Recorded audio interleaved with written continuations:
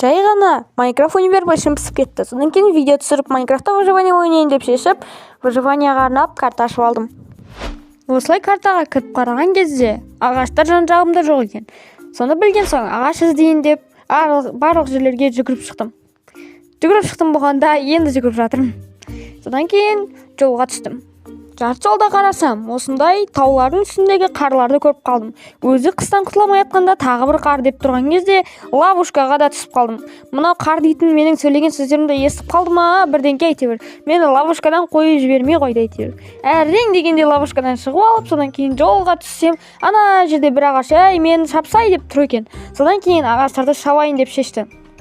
Ағаштарды осылай добавить етіп алдым. Достар, осындай видео қаласыңдар, каналға тіркеліп, лайк басып, комментарий жазып қоюды ұмытпаңдар. Или подписчикке дейін тез жеткізіп тастасаңдар, өте күшті болатын еді. Жарайды деп, өзімнің ағаштарымды осындай ағаштарға айналдырып, верстак жасап алдым. Осылай верстагымды қойып алып, содан кейін осындай ағаштар жасап алып, кейін палкалар жасап, содан кейін өзіме топор, кирка деген сияқты керекті ресурстарды жасап алдым.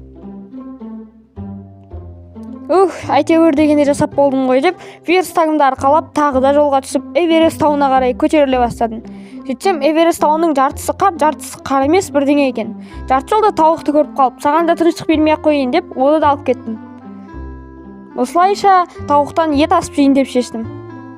Содан кейін жолға түстік, жол жүрсек деп мол жүріп, әйтеуір бір порталдың жартысын тауып алдым. Содан кейін сұндықты ашайын деп, енді қуанып тұрып едім, мынандай жазу шығып тұр ғой.